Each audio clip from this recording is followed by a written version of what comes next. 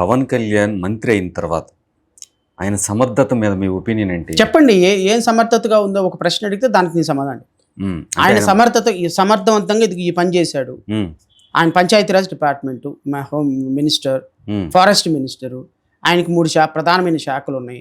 2024 June 11 నుంచి మొన్న ఈ ఆగస్టు 20వ తారీఖు వరకు ఎన్ని రోజులు రాష్ట్రంలో ఉన్నాడు? అసలు ఏ కార్యక్రమాలు చేశారు? అసలు ఎలక్షన్కి ముందు ఆయన చెప్పింది ఏంటి?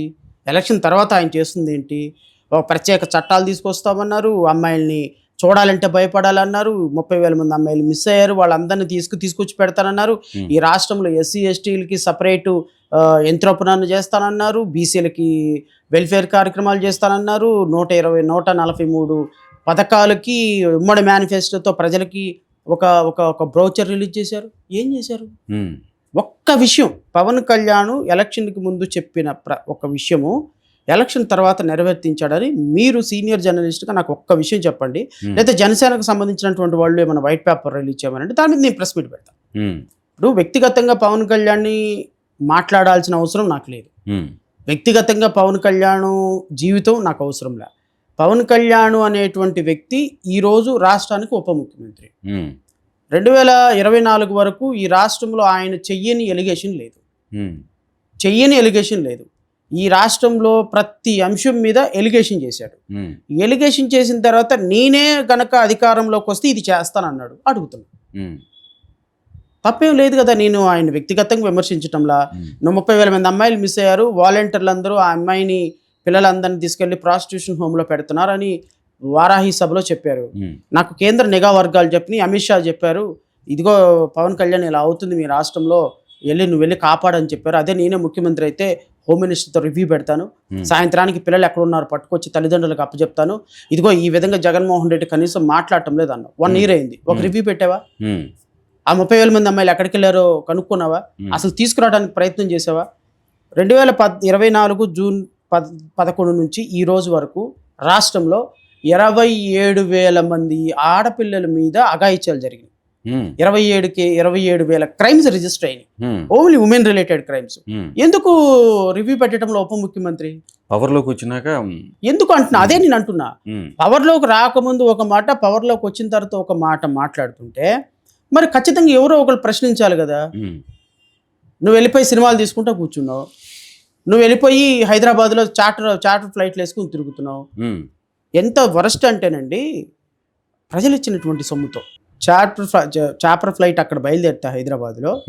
ఇది డైలీ రొటీన్ పవన్ కళ్యాణ్కి. ఓకే, హైదరాబాద్లో బయలుదేరితే విజయవాడ గన్నవరం ఎయిర్పోర్టు, అక్కడ నుంచి ఈయన ఎక్కడికి వెళ్ళాలో అక్కడికి, అక్కడ నుంచి మళ్ళీ గన్నవరం ఎయిర్పోర్ట్. అంటే మార్నింగ్ బ్రేక్ఫాస్ట్ చేస్తే సాయంత్రం డిన్నర్కి హైదరాబాద్లో ఉంటారు. ఒక రాష్ట్రానికి ఉప ముఖ్యమంత్రి ఇలా చేయొచ్చా?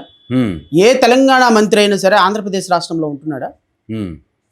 ఏ తెలంగాణ మంత్రి అయినా ఆంధ్రప్రదేశ్ రాష్ట్రంలో ఉంటున్నాడా? మీ అన్నయ్య ఎక్కడ ఉంటారు? హైదరాబాద్లో ఉంటారు. నువ్వు ఒక ఎమ్మెల్సీ ఇప్పించావు కదా మీ అన్నయ్యకి, రెండో అన్నయ్యకి, జబర్దస్త్లో నాగబాబు అని. ఆయన ఎక్కడ ఉంటాడు? హైదరాబాద్లో ఉంటాడు. నీ కొడుకు ఎక్కడ ఉంటాడు? హైదరాబాద్లో ఉంటాడు. మీ ఫ్యామిలీ ఎక్కడ ఉంటుంది? హైదరాబాద్లో ఉంటుంది. మీ ఆస్తులు ఎక్కడున్నాయి? హైదరాబాద్లో ఉన్నాయి. మీ వ్యాపారాలు ఎక్కడున్నాయి? హైదరాబాద్లో ఉన్నాయి. మీ ప్రతి జీవనం, ప్రతి రూపాయి, ప్రతి కష్టము, ప్రతి కన్నీళ్లు, ప్రతి ఫంక్షను, ప్రతి బాధ హైదరాబాద్లో చేసుకుంటా ఆంధ్రప్రదేశ్ రాష్ట్రంలో పవర్ కావాలా మీకు? ఆంధ్రప్రదేశ్ రాష్ట్రంలో పదవులు కావాలా? లాస్ట్ 100 daysలో కూడా 29 days మాత్రమే ఉన్నారని. పిఠాపురానికి అయితే గత 3 నెలల్లో ఒకసారి కూడా వెళ్ళలేదు. అది పిఠాపురం ప్రజలు చూసుకుంటారండి. పిఠాపురం ప్రజలు ఆయన్ని గెలిపించినందుకు దే షుడ్ సఫర్.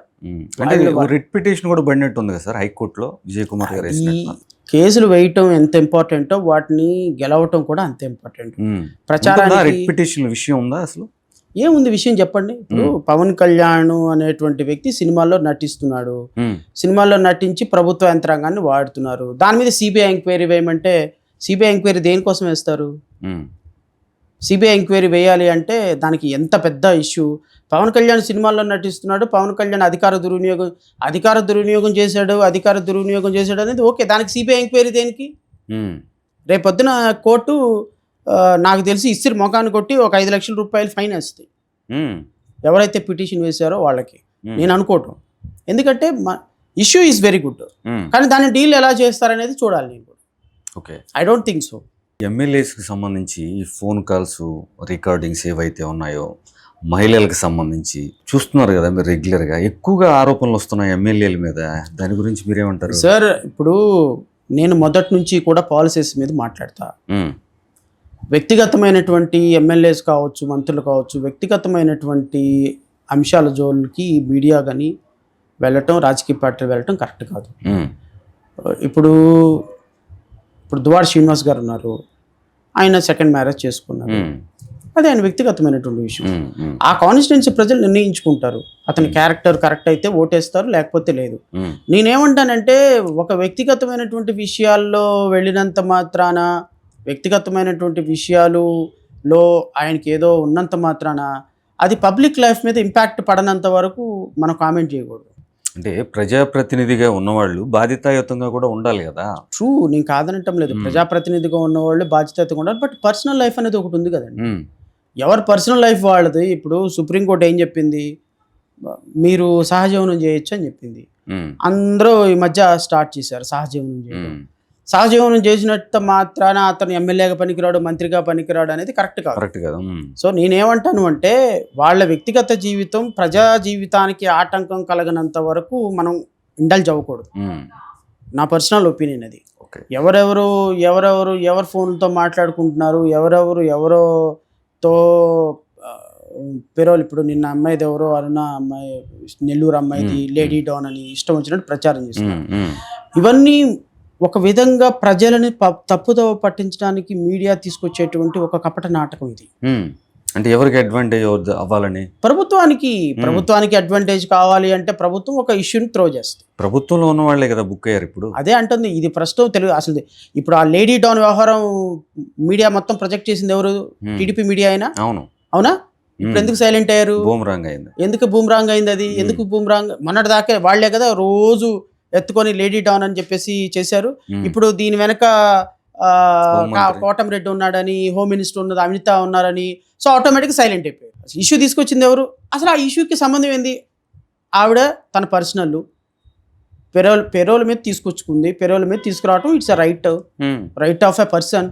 నాకు శిక్ష పడింది, నేను పెరోల్ మీద బయటకు వచ్చిన ఆమెకు భర్త లేడు, అతనితో రిలేషన్లో ఉంది. What is wrong in it అంటున్నా నేను. అది పబ్లిక్ కి, ప్రజా జీవితానికి ఏ విధంగా సంబంధం? నువ్వు 2 కోట్ల రూపాయలు తీసుకొని పెరోల్ ఇచ్చావు కాబట్టి హనితాని సంబంధం అది. నువ్వు 50 లక్షల రూపాయలు తీసుకొని ఎమ్మెల్యే సంతకం పెట్టావు కాబట్టి కోటమిరెడ్డి శ్రీధర్ రెడ్డిని అడగండి, లేకపోతే ఇంకొక ఆయన్ని అడగండి, ఎమ్మెల్యేని అడగండి, అది రికమెండ్ చేసిన ఎమ్మెల్యేని అడగండి, దాన్ని సంఖలో పెట్టుకుని తీసుకెళ్ళిన ఎస్పీని అడగండి, లేకపోతే ప్రిన్సిపల్ సెక్రటరీని అడగండి, లేకపోతే 2 కోట్లు తీసుకుని సంతకం పెట్టిన అనితని అడగండి. అది వదిలేసేసి ప్రజా జీవితంలో ఉన్న వాళ్ళు వదిలేసి ఇతర పర్సనల్ వ్యక్తులకు సంబంధించిన అంశం మీద కాన్సన్ట్రేట్ చేయటం ఏంటి? ఎందుకు అరెస్ట్ చేశారు ఆమెను అరెస్ట్ చేసే కారణమే అయితే ఎస్పీని అరెస్ట్ చేయాలి, ఎమ్మెల్యేని అరెస్ట్ చేయాలి, హోమ్ మినిస్టర్ని అరెస్ట్ చేయాలి. అరెస్ట్ చేయమని చెప్పండి, హోమ్ మినిస్టర్ని అరెస్ట్ చేయమని, బర్తరఫ్ చేయమని హోమ్ మినిస్టర్ పదవిలో ఎందుకు ఆవిడ 2 కోట్ల రూపాయలు తీసుకొని పెరోల్ ఇచ్చినట్టు? ఈ విధంగా 2 కోట్లు తీసుకొని పెరోల్ ఇస్తే ఇంకెన్ని కోట్లు సంపాదించుకుంటున్నావు నువ్వు హోమ్ మినిస్టర్గా? వ్యక్తిగతమైనటువంటి జీవితాల్లోకి మీడియా చొరబట్టడం అనేది కరెక్ట్ కాదు. మన కరం ఏంటి అంటే మీడియాని ఆపేదానికి నియంత్రణ లేదు, మీడియా ఎలా యాక్ట్ చేయాలని చెప్పడానికి నియంత్రణ లేదు, సోషల్ మీడియా కూడా అసలు దానికి నియంత్రణ లేదు. సో ఈ సమాజం ఈ విధంగా అంతరించిపోవటం, సమాజం ఈ విధంగా నాశనం అయిపోవాలని రాసి పెట్టున్నప్పుడు మీరు నేను డిస్కస్ చేసుకొని చేయగలిగింది.